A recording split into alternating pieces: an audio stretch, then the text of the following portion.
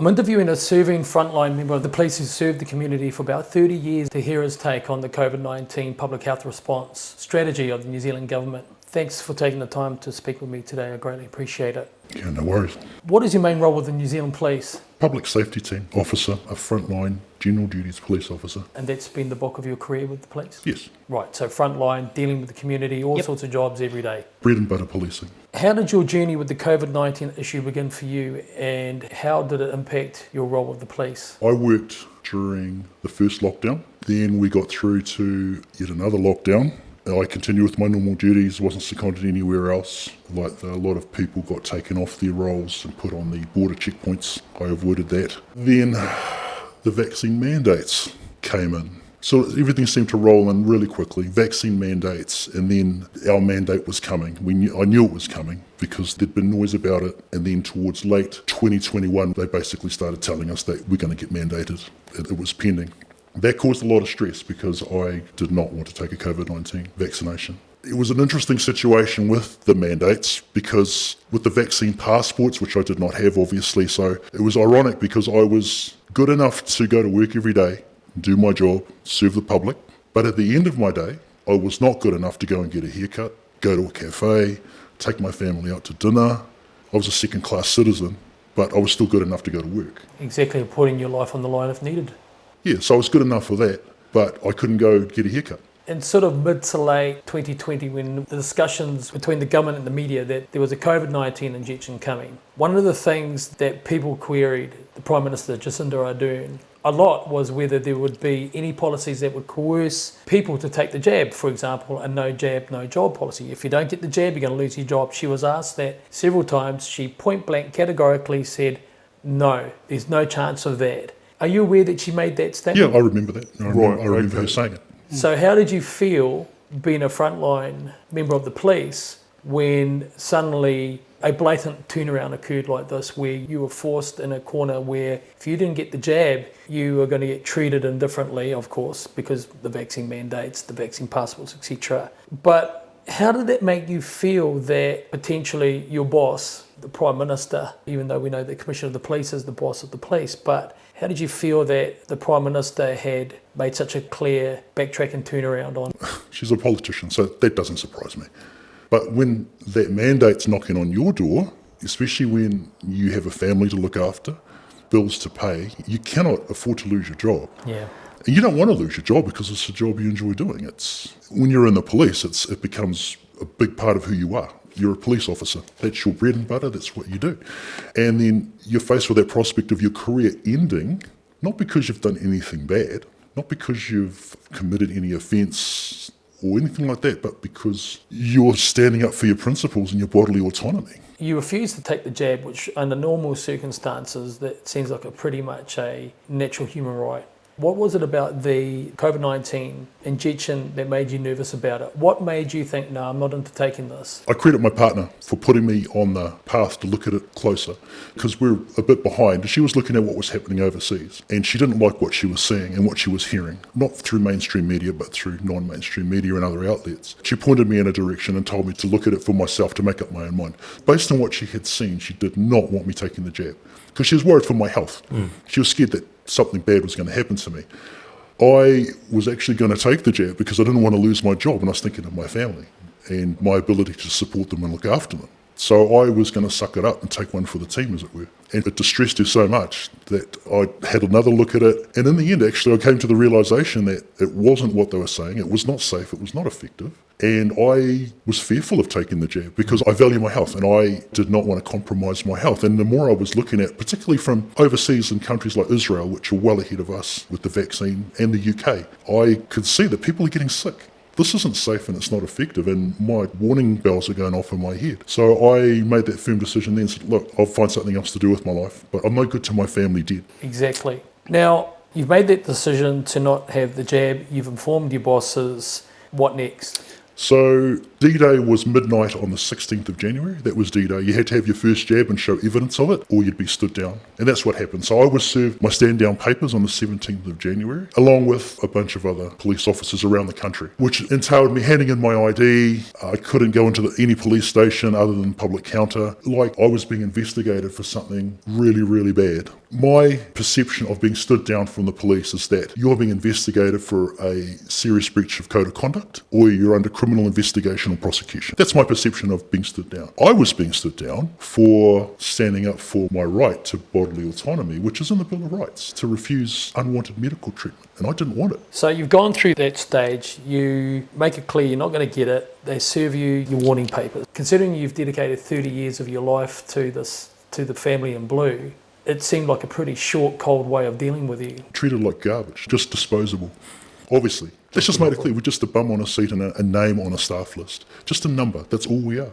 The end result of all this is I've chosen to return because I don't work for them, I work for my community. That's who I work for. Catch bad guys, protect good people from bad people. That's what it's always been about. But I know that the organisation has lost some really good officers with decades of experience that have chosen not to return. Just a gross sense of betrayal that they've felt and the disgust of the organisation. It's funny you should mention that because there was a very, very strong rumour throughout the police that an inspector in Auckland Police, after he had received his jabs, actually ended up fainting on the job. Have you heard of that at all? I'm aware of an inspector that received his vaccine and he subsequently had a massive heart attack and he has myocarditis, essentially.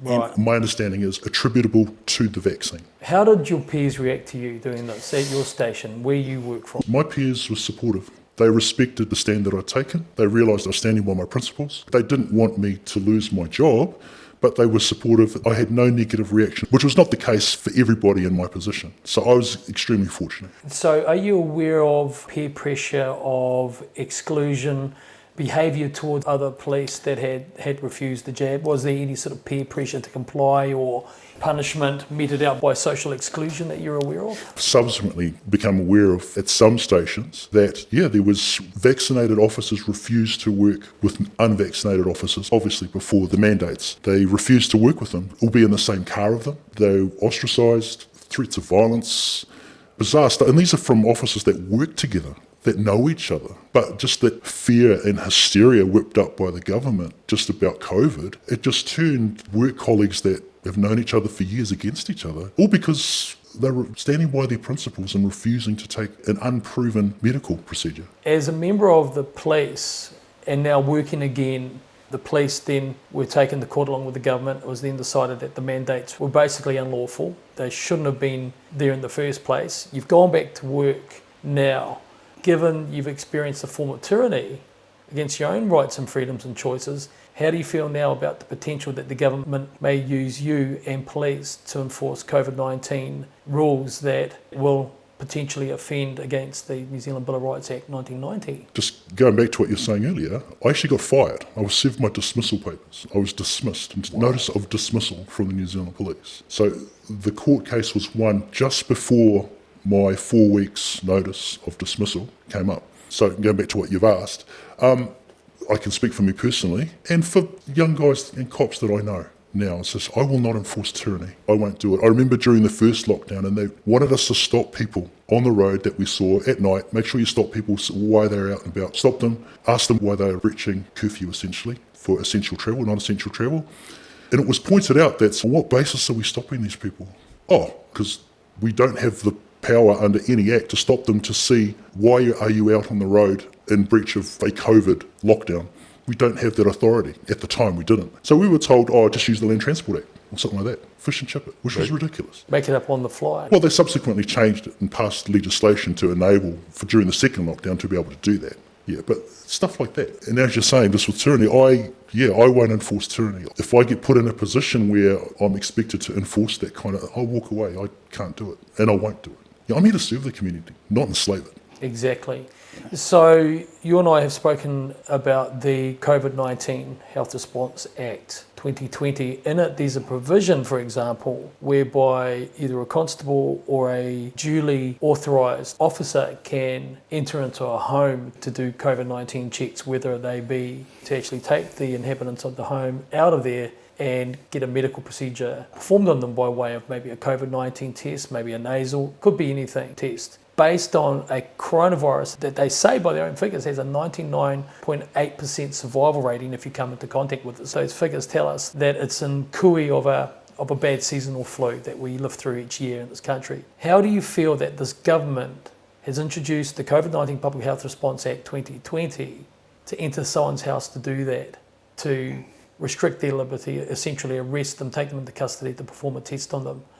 Is that frightening to you as a policeman? Everyone should be frightened by that. Everybody should be. Because that's about control. It's got nothing to do with public health or safety. That's about control and the abuse of government power.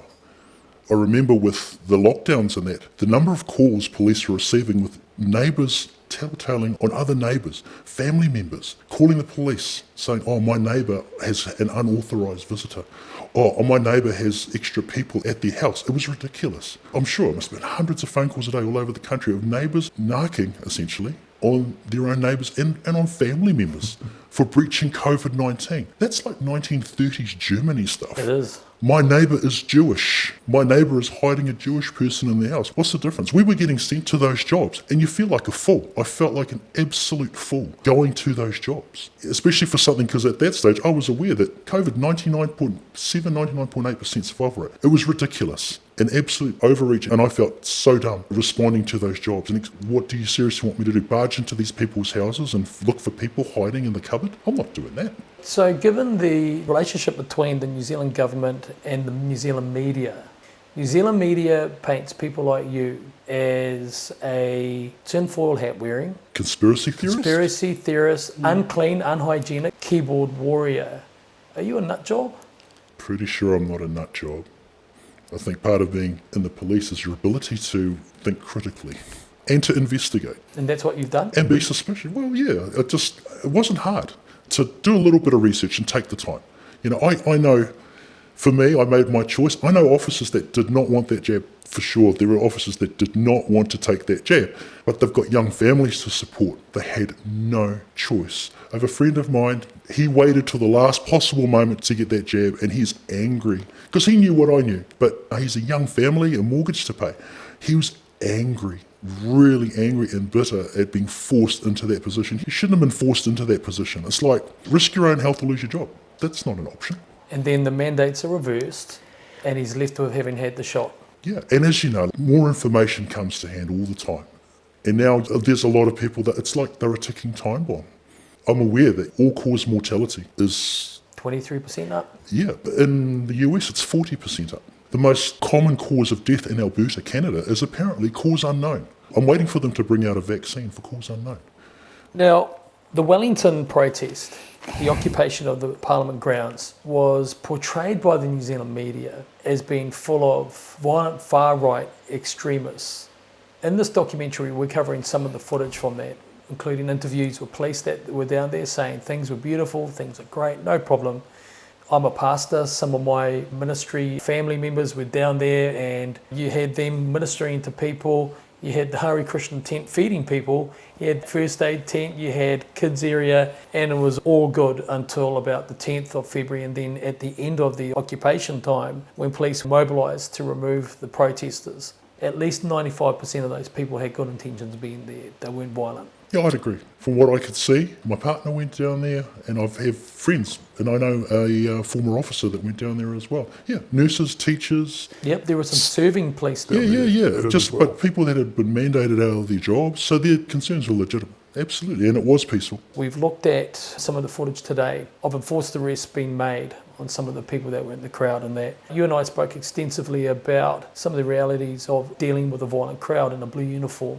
And it's tricky. You have to think on your feet. Sometimes things just happen and you got to do what you got to do. I accept that. But there's a couple of clear instances where these guys and girls stepped over the line down there harming and hurting people. When you see footage like that of police being used in this way to end An activity that's guaranteed by the New Zealand Bill of Rights Act, again, 1990. How do you feel when you see that type of thuggery going on? Absolutely agree. The optics for some of those things really bad. I was not there, but I agree. Some of the optics that I saw were bad, and some of the video that I've seen, it's pretty hard to justify the use of force. For some of the stuff I've seen here, it's hard, very hard to justify, very hard. It's a tough one, isn't it? It is a tough one, and those poor men and women that were sent down there to deal with that, they were put in the meat grinder. And I know some of the people that went down there, they're good cops. They're not thugs, they're not horrible people, they're good cops that I've served with and that I'd stand with. And I think there's some things that took place that can't be justified. So the members of Parliament in Parliament during that protest ignored them. They called them the river of filth. They called them the unwashed, the unclean sector of New Zealand. And as you say, they are nurses, teachers, doctors, Just normal, just good people. just ordinary Good people that had lost their jobs and their careers on a mandate. Yep, based on a 99.8% survivable. Which is just when you reflect on that, it's ridiculous. What's your own personal opinion, I guess? How do you rate a parliament full of 121 odd members of the House of Representatives, i.e. your members of parliament, MPs? How do you feel when they sit back, ignore all these people, ostracise them, persecute them? The Speaker of the House, Trevor Mallard, did some very, very horrible and nasty things to them.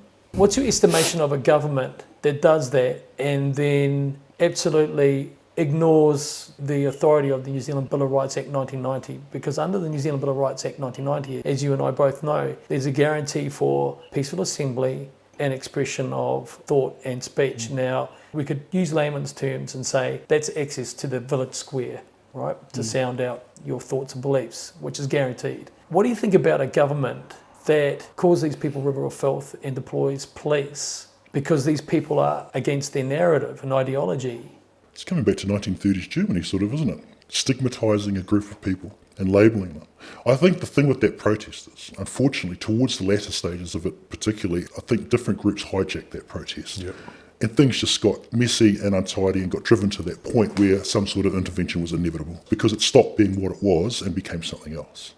A lot of it, I think, could have been avoided if the government or someone from the government had at least come and heard them out and given them some sort of reassurance about mandates or whatever. They could have at least just heard them out instead of hiding behind their walls and just ignoring it like it's not there and turning on sprinkler systems, soaking people. I mean... And loud music. Yeah. Non-stop. Yeah. So how hard is it to actually go and have some dialogue with people? And they headed off at the pass. It got messy. Maybe it didn't have to get that messy. If someone had actually taken the time to listen to those, what are genuine concerns? I mean, look, even today, we're short of nurses. And how many nurses are still mandated out of their jobs that are just doing something else now, if anything? Teachers. We need teachers as well. There's all these teachers that have lost their jobs. And now we know, Pfizer's admitted that they did no testing for transmission. So it doesn't stop transmission. It's all out there. So that's from Pfizer. So all those teachers losing their job because they're going to make those little kiddies sick in their classroom if they got COVID was a lie.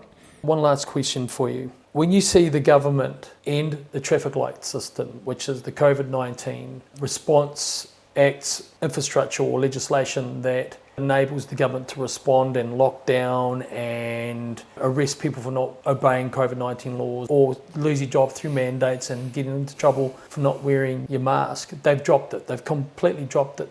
But they're still pushing, go get your jab, go get your jab, go get your jab. It's all out now in Ministry of Health data, world global data, that the jab was never going to stop you from getting it and getting sick, which they promised. It was never going to stop you from being infectious, which they guaranteed.